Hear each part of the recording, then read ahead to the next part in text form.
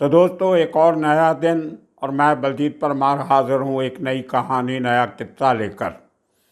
आज मैं आपको एक ऐसे शख्स की कहानी सुनाऊंगा जिसके ऊपर आपको नेट पे भी कुछ नहीं मिलेगा, लेकिन वो मुंबई के साथ जुड़े हुए इलाके नालासपाड़ा, वसई, विरार का सबसे बड़ा किलर था। अभी 6 महीने पहले उसकी डेथ हुई है, लेकिन हज़ारों लोगों ने उसके मरने के बाद उसके उस जो आखिरी जो यात्रा थी उसमें शिरकत की। और वो शख्स ने सारी उम्र सिर्फ और सिर्फ भाई ठाकुर के लिए काम किया और किसी के लिए नहीं।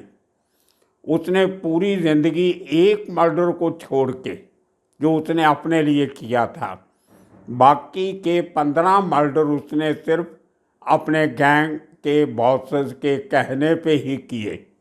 लेकिन आम जिंदगी में उसने किसी को थप्पड़ तक नहीं मारा, किसी से कोई झगड़ा नहीं किया, कोई भाईगिरी नहीं की, किसी से कोई हफ्ता वसूली नहीं की, किसी से कभी पैसा मांगा नहीं। कभी उसने मटन, मच्छी, शराब, किसी किस्म की कोई अयाशी नहीं की। जब जेल में होता था तो जेल में है, जेल से छूट के कभी आता था तो पड़ोसियों तक को खबर नहीं होती थी कि इतना बड़ा कुख्यात किलर उनके पड़ोस में रह रहा है। किसी से कभी कोई झगड़ा नहीं। मतलब अजीब करैक्टर उस आदमी का। और वो आदमी जो ऐसे घर से आया था जहाँ पे मीट, मच्छी, मटन तो छोड़ो, अदरक, लहसुन, प्याज भी घर की किचन में दाखिल नहीं होता था। टिपिकल कच्छी गुजराती जैन फैमिली में पैदा हुआ आदमी। मतलब अंदाज़ा लगाइए, इस किस्म के लोग बहुत कम क्राइम की दुनिया में दाखिला लेते हैं, लेकिन उस आदमी ने तो बहुत बड़ा दाखिला ले लिया, बहुत बड़े एग्ज़ामिनेशन पास कर लिए और एक बिल्कुल अलग ज़िंदगी जीते हुए। ये एक बहुत बड़ा कंट्रास्ट मैंने अंडरवर्ल्ड में सैकड़ों लोगों को देखा, लेकिन इस किस्म का करैक्टर कभी नहीं देखा। और उसका नाम था पंकज कानजी निसर। पक्का गुजराती जैन फैमिली का, शुरू से लेके आखिर तक उसने अपने खाने पीने की, रहने की आदतों में कुछ बदली नहीं किया। कभी भाई ठाकुर को छोड़ के किसी और के साथ कोई काम नहीं किया। कमाल का करैक्टर है। और उसकी मैं कुछ एक्सक्लूसिव तस्वीरें जो इंटरनेट पे मैंने बहुत खोजने की कोशिश की, उसका जिक्र आता है एक ही रिपोर्ट में। वो थी सुरेश दुबे मर्डर केस, जो 1989 में हुआ था। और वो भाई ठाकुर की गले में कबाब की हड्डी बन गया था। तब तक भाई ठाकुर के हाथ को किसी ने हाथ नहीं लगाया। हथकड़ी लगाना तो बहुत दूर की बात थी। लेकिन सुरेश दुबे की फैमिली ने जो उसके बाद भाई ठाकुर का मुकाबला किया, हर पहलू पे, समाज में, पॉलिटिक्स में, कोर्ट में, कचहरी में, हर जगह पे उन्होंने जो लड़ाई लड़ी, और वो एक तरीके से भाई ठाकुर की शान में अगर कोई काला कील लगा तो वो सुरेश दुबे के मर्डर के बाद उसकी फैमिली ने लगाया। वो मर्डर जो सुरेश दुबे का रेलवे स्टेशन पे बैठे हुआ था, वो मर्डर भी पंकज ने किया था। और मज़ेदार बात ये है कि उसका खास दोस्त था एक, जिसका नाम था मुश्ताक। वो भी इसके जैसा ही था। काम करना है तो सिर्फ भाई ठाकुर के लिए करना है और किसी के लिए नहीं करना, भले वो करोड़ों रुपये दे दे। किसी से कभी कोई सुपारी नहीं ली किसी का मर्डर करने के लिए। और अगर किसी ने अप्रोच किया भी तो वो ना कर देता था। बहुत सालों तक तो लोग ये सोचते रहे कि जब कहीं भी क्राइम में नाम आता था, किसी भी क्राइम में, 16 मर्डर केस पंकज के ऊपर रजिस्टर थे। उनमें से कुछ कोर्ट में चले, लेकिन कुछ लोगों की शिकायत तक नहीं हुई। कुछ केसेस में किसी ने डर के हिम्मत ही नहीं की उनके खिलाफ, क्योंकि उनके सर के ऊपर भाई ठाकुर के परिवार का और उसका अपना हाथ था। और वो पंकज मुश्ताक। लोग हमेशा ये समझते थे कि ये कोई कन्वर्टेड मुसलमान है, हिंदू से कन्वर्ट होके मुसलमान इस्लाम धर्म अख्तियार कर लिया और मुसलमान हो गया, इसलिए उसका नाम पंकज मुश्ताक है। बहुत सालों के बाद लोगों को मालूम पड़ा कि ये दो अलग अलग आदमी थे। महाराष्ट्र में बहुत से ऐसे लोग हैं, ख़ास तौर से कोंकण एरिया के, जो हिंदुइज़्म से इस्लाम में कन्वर्ट हुए। जैसे मजीद हमीद, दो भाई थे जो अंडरवर्ल्ड की बहुत बड़ी फिगर थे, जिनको पठान गैंग ने मारा। वो उनका बाप जो था वो भी कन्वर्टेड मुस्लिम था, दिलीप अजीज उसका नाम था। देखने में बड़ा अजीब लगता है, दिलीप हिंदू नाम, अजीज मुस्लिम ने। तो इस तरह से बहुत से लोग हैं महाराष्ट्र में जो कन्वर्ट होने के बाद पहला नाम हिंदुओं वाला रखा और दूसरा नाम इस्लाम वाला रखा। खैर, तो लोग समझते रहे कि पंकज मुश्ताक एक ही आदमी है, लेकिन बहुत बाद में मालूम पड़ा कि एक नहीं दो शख्स थे, बड़े शातिर किस्म के शार्प शूटर, और कभी भी अपने बॉस का हुक्म मानने से ना नुक्कर नहीं करते थे। अब देखिए, गुजरात के कच्छ से निकल के एक बच्चा अपने माँ बाप के साथ मुंबई के नालासोपारा इलाका में आके रहता है। 16 साल की उम्र थी जब उसकी बहन को किसी ने बुरी तरह से पीटा और उसको मलाज करने की कोशिश की। इस आदमी ने, 16 साल के बच्चे ने, घर का एक चाकू उठा के उसको मार के, चाकू मारा, वो मर गया। तो 16 साल की उम्र में पहला मर्डर किया। जेल में गया बच्चा, जेल में। वहाँ से जब सज़ा हुई थोड़ी बहुत, वो काटते काटते बड़ों की जेल में जाना पड़ा। उसके बाद दूसरा क्राइम, तीसरा क्राइम, और भाई ठाकर के गैंग के साथ जुड़ गया। उसके बाद उसने बाहर का कोई काम नहीं किया और सुरेश दुबे जैसे बहुत सारे बड़े बड़े केस उस काम उसने भाई ठाकुर के लिए किए, और भाई ठाकुर भी उसको अपने बच्चों की तरह प्यार करता था। जेल जाना है, जब पंकज बाहर होता था, भाई ठाकर जेल में होता था, पैरोल में आया, छुट्टी पे आया, या जब बेल थी तो कोर्ट में तारीख पे जाना है, तो सबसे पहले पंकज को बुलाया जाता था कि पकड़िया, ऐसा कुछ नाम रखा हुआ था उसका, पंकजड़िया कुछ समथिंग। उसके जो पड़ोसी हैं उन्होंने मुझे बताया, तो उसको भाई ठाकुर बुलाता था अपने खास बॉडीगार्ड की तरह। हालांकि उसके पास तो सैकड़ों आदमी थे, भाई ठाकुर के पास तो आर्मी थी उसके पास, वो 100 आदमी लेके भी जा सकता था। लेकिन इस पंकज नाम के शख्स के साथ उसको बहुत लगाव था, और जब कभी भाई ठाकर का हुक्म आ गया तो पंकज बिना सोचे समझे आंख बंद करके नालासोपारा से विरार के रास्ते में चला जाता था। बहुत से लोगों ने उसको अप्रोच किया, उसको मिलने भी जाते थे, उसको काम करने के लिए बोलते थे। बड़े बड़े मुंबई के पुराने बदमाश, गोल्डन गैंग का चीफ बबिया, वो उसको मिलने जाता था, और बहुत सारे लोग मलाड के और दहिसर इलाके के और सेंट्रल मुंबई के लोग जो प्रोफेशनल किलर थे। आपको शायद मैंने एक एपिसोड में बताया था कि बहुत सारे लोग मुंबई में जब क्राइम करते थे तो पुलिस की नज़रों से बचने के लिए विरार में शेल्टर लेते थे। वो शेल्टर के दौरान सबकी मुलाकात तकरीबन भाई ठाकर के चलते हुए पंकज से भी हो जाती थी। पंकज कांजी भाई, उनके साथ भी होती थी, लेकिन उसने कभी भी किसी का हाथ नहीं थामा। जब वापस आता था जेल से, इन बिटवीन, पहली सज़ा पूरी होने के पहले जब ज़मानत हो जाती है, केस कमिट हो जाता है सेशन में, उसके बाद ज़मानत का प्रस्ताव होता है, तो वो आ जाता था कई बार बेल के। तो उसने घर में आके किसी से बात नहीं करता था, सिवाय अपने घर के, पड़ोसियों से नहीं, कहीं से नहीं। हर आदमी से प्यार से बात करना, पूजा करना, गणपति की पालकी निकालना, साईं बाबा की पालकी निकालनी, एक मंदिर छोटा सा था उसमें खुद आरती करता था, पूजा करता था। दिए जला के वो जो करते एक सेरेमनी होती है वो सब करना, वो तस्वीर भी है मेरे पास, उनके एक पड़ोसी ने मुझे भेजी है। तो इस किस्म का उस आदमी का करैक्टर जो पूरे अंडरवर्ल्ड में बिल्कुल हट के है।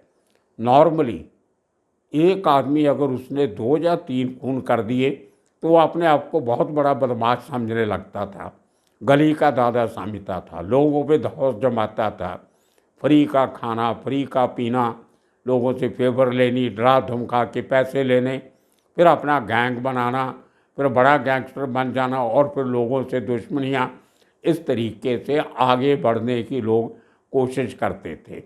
या जहाँ से भी कोई सुपारी आई, 5 लाख की, 10 लाख की, 20 लाख की, वो लेके काम कर देना, फिर उसकी ऐश करना, उड़ाना, ये एक गैंगस्टर का चलन हुआ करता था उस ज़माने में, 80s में, 70s, 80s और 90s में, 25-30 साल।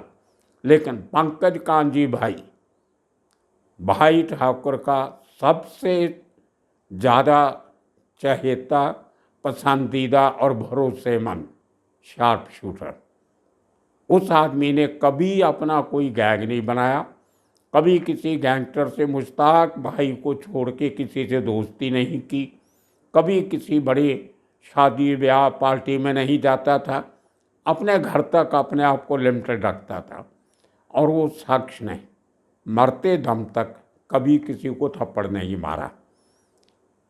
मरने के पहले कोई 6-7 महीने पहले, इसी साल फरवरी में उसकी डेथ हुई है, 16 तारीख या 17 तारीख को कहीं।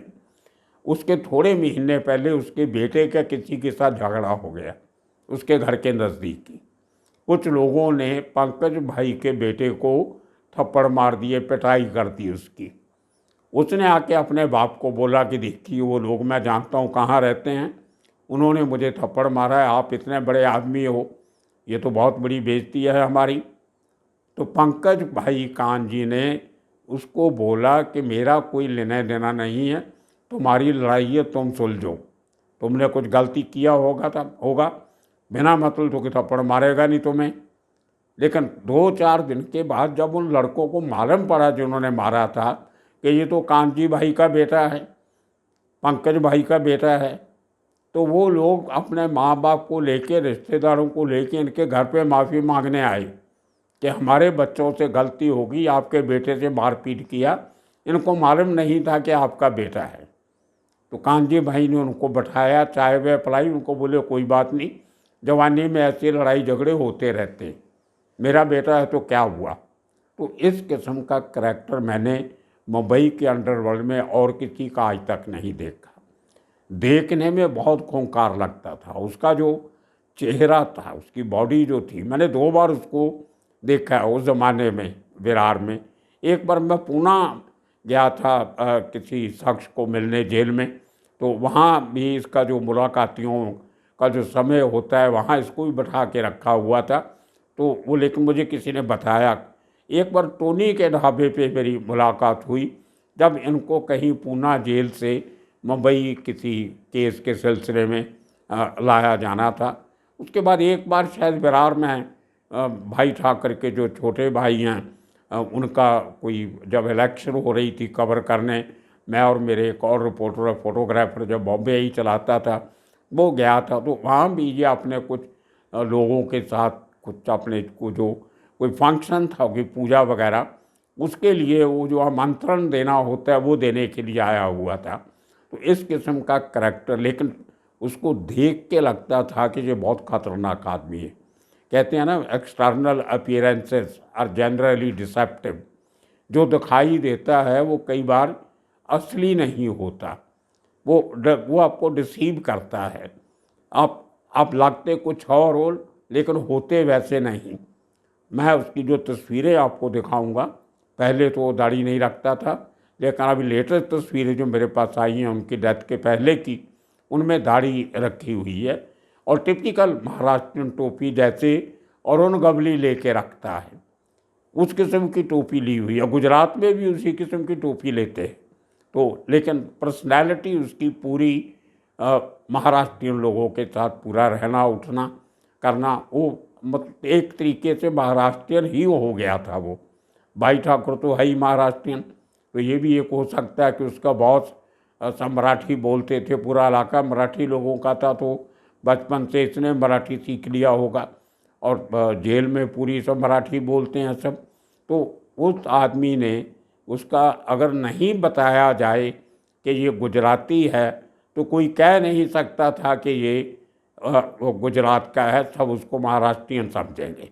तो वो पर्सनैलिटी देख के तस्वीरों में आप देखोगे, इतना रिजिड किस्म का फेस है, रगेड फेस है। अरुण गवली इतना डराने वाला नहीं लगता, रुआबदार नहीं लगता, लेकिन पंकज भाई कान जी के चेहरे से देख के खौफ पैदा होता है। वो शायद इतने मर्डर करने के बाद आदमी का एक नज़रिया बन जाता है।